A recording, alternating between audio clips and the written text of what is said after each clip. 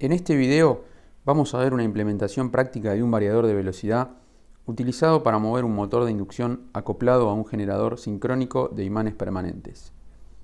Esta implementación fue realizada por dos alumnos de la carrera de Ingeniería Electromecánica para su proyecto final de grado, el cual consistió en el desarrollo de un emulador de turbina eólica. Lo que vamos a hacer nosotros es cambiar algunos parámetros de configuración del variador y observar su efecto en el accionamiento del motor. De derecha a izquierda vemos el motor de inducción, una reducción con correa, el generador sincrónico de imanes permanentes, la salida del variador conectada al estator del motor sincrónico, el variador dentro de un gabinete y la PC donde se encuentra el software de configuración del variador y el de operación del emulador. Veamos con un poco más de detalle cada uno de estos componentes.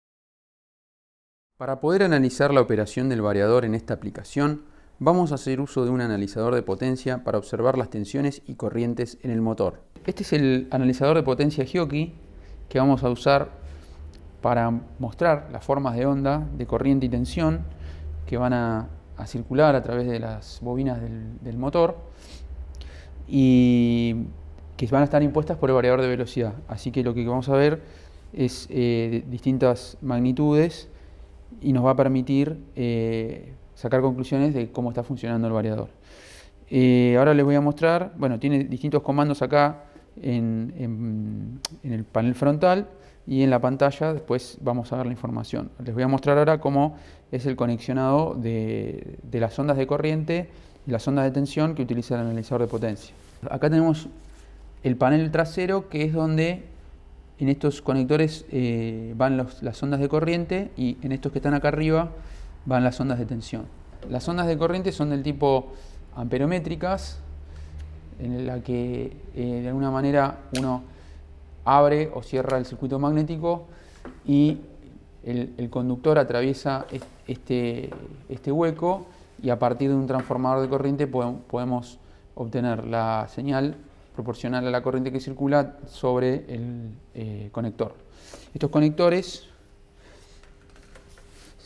se conectan, tenemos que ver que tiene una flechita, se conecta la flecha arriba y ahí conecta sobre el conector.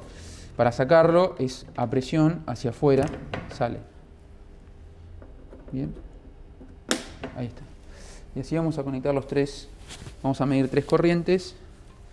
Así que vamos a conectar las tres ondas de corriente. Bueno, estas son las ondas de tensión que usa el analizador de potencia. Son de un color y el negro, que es el positivo y el negativo.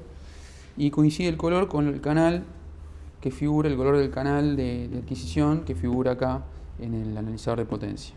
Entonces vamos a, por ejemplo, enchufar este conector, este cocodrilo, le decimos cocodrilo, a el canal correspondiente, el canal 3, que es el azul. Entonces acá en el positivo iría el color y en el negativo iría el negro, ¿sí? Con esto después vamos a medir las tensiones de cada uno de las bobinas del motor.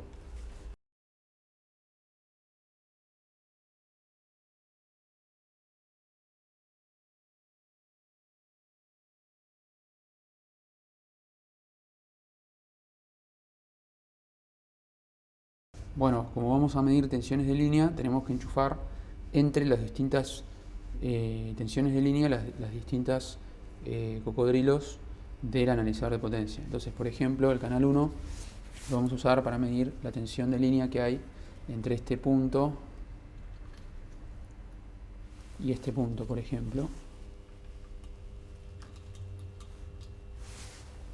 Acomodamos bien el cocodrilo.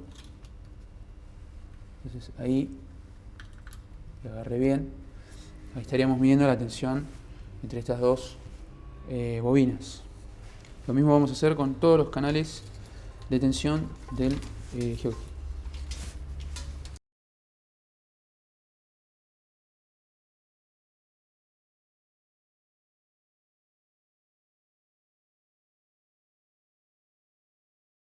Bueno, ahí tenemos todo conectado, las tres tensiones de línea, y ahora vamos a enchufar los sensados de corriente. Entonces al primero, al rojo, le vamos a medir la fase, la corriente que ingresa por esa fase.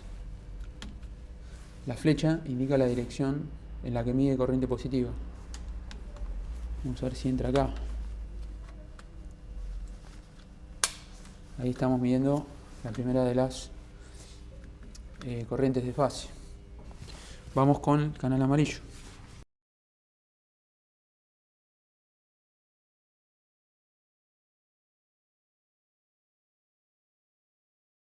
Lo que vemos acá es la pantalla inicial del analizador, en el cual tenemos el conexionado que queremos utilizar.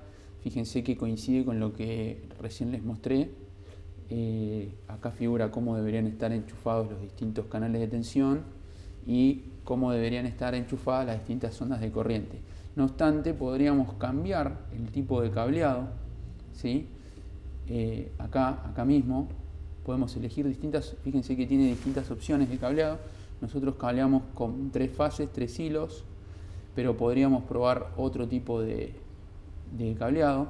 Por ejemplo, vamos a ver este cableado, pero bueno, no nos deja por cómo está, porque detecta qué es lo que tenemos enchufado, ¿sí? Bueno, es bastante inteligente el analizador. Bueno,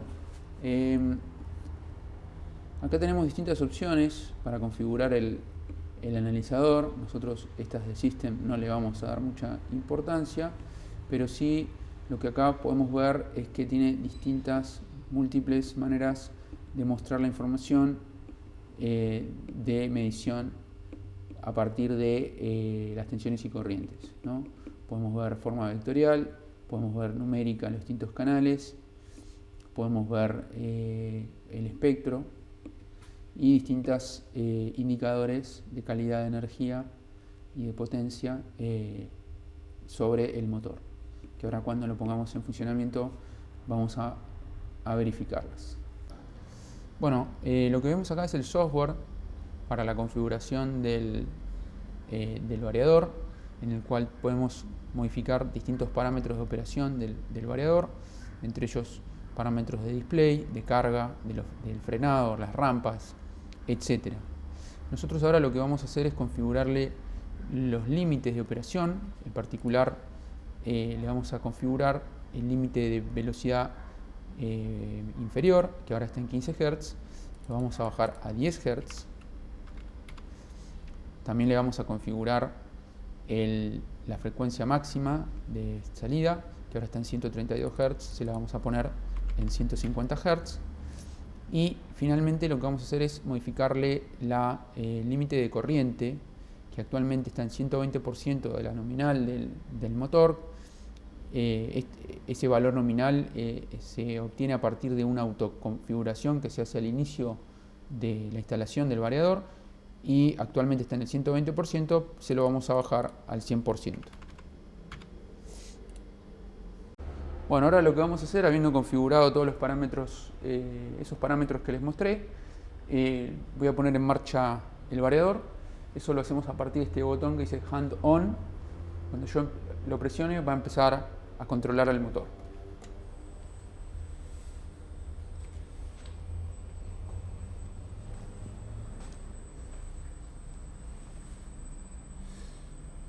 Ahí vemos cómo comenzó a mover el motor. El motor está conectado a un generador, así que la carga es casi totalmente inercial.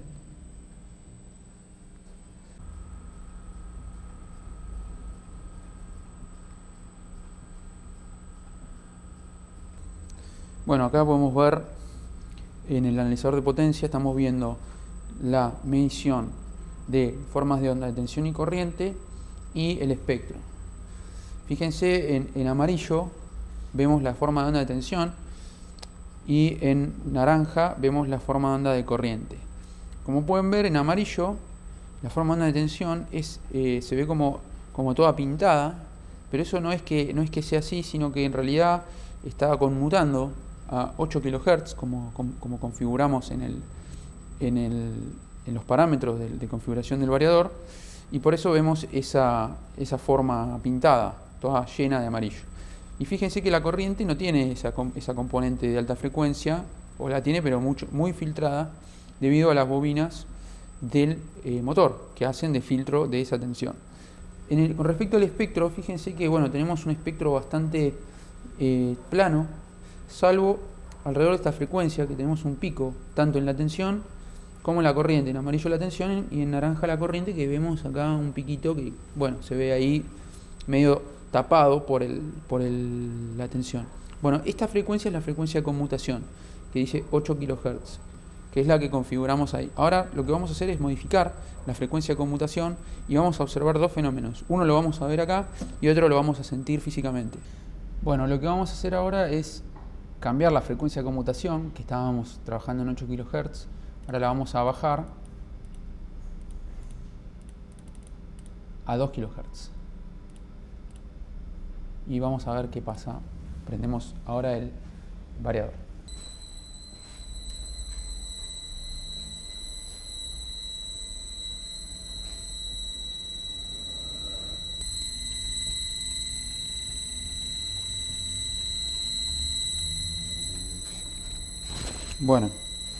Como pueden ver, ahora se escucha un sonido, un chillido mucho más llamativo, mucho más intenso.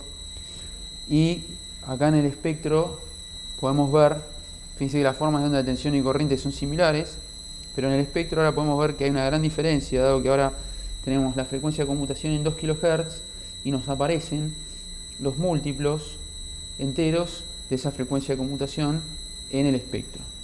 Bien, ¿y por qué escuchamos ahora y antes no?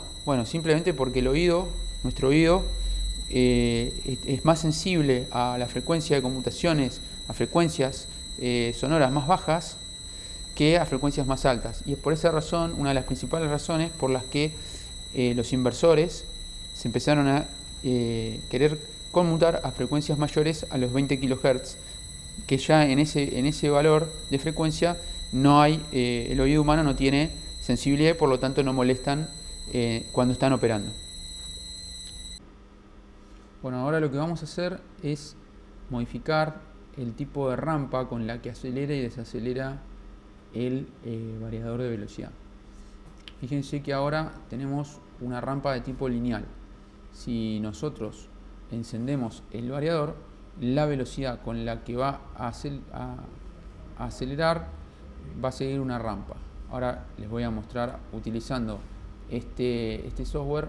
Cuando arranque el variador, va a arrancar con una rampa. Fíjense que la velocidad aumenta de forma lineal y va a llegar a un valor de referencia y se va a quedar ahí. Cuando desacelere, va a ser exactamente lo mismo y va a seguir una rampa, pero con pendiente negativa.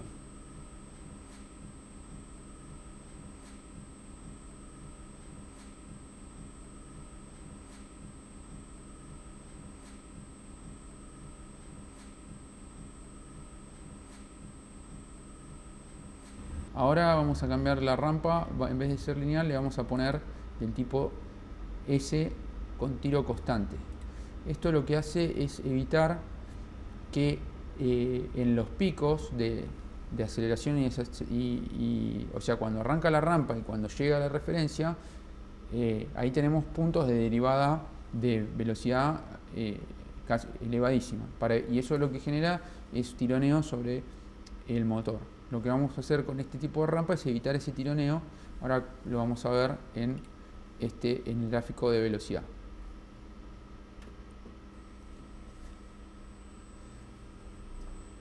Fíjense cómo arranca más suavemente y cuando va llegando a la referencia vuelve a suavizarse. Esto es un tipo una S. Cuando se desacelere, va a hacer exactamente lo mismo.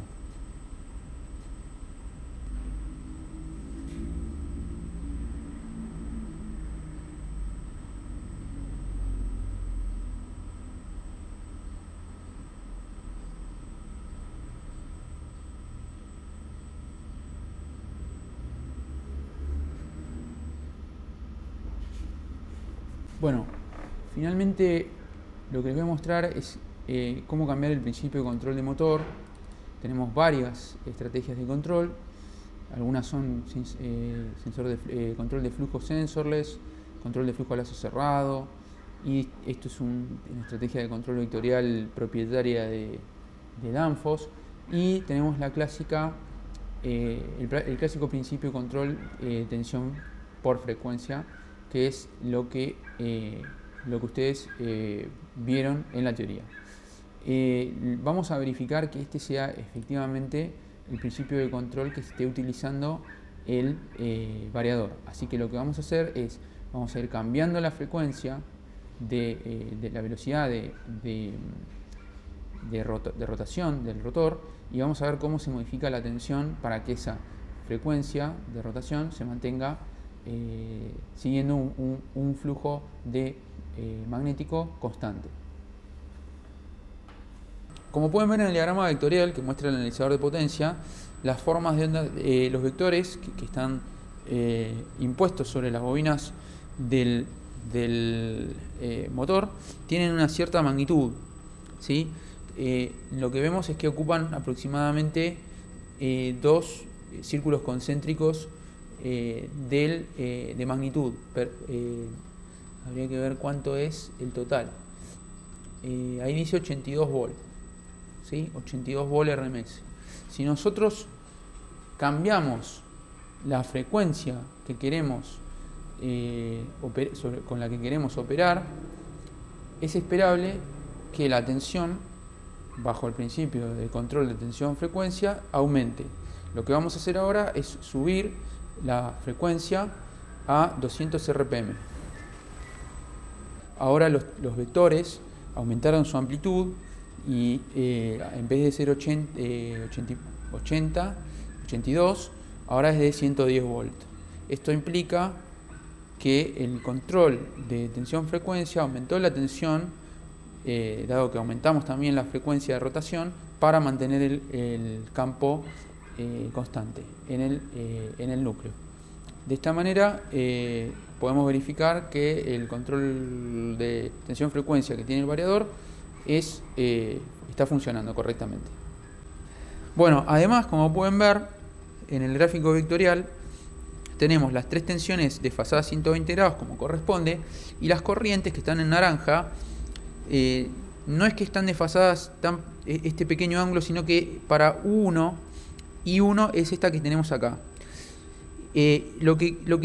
Para ver bien el desfasaje que tenemos entre las tensiones y las corrientes, porque acá estamos trabajando con tensiones entre líneas y corrientes por fase, el analizador de potencia nos brinda el ángulo entre tensiones y corrientes en este recuadro que vemos acá, y vemos que son de aproximadamente 80 grados. Esto lo que significa es que tenemos principalmente una componente inductiva, pero también tenemos una pequeña componente resistiva que hace que el desfasaje no sea del todo 90, ¿sí? Esa resistividad que tenemos es producto de el cableado y las mismas bobinas, la resistencia serie que tienen las bobinas del motor.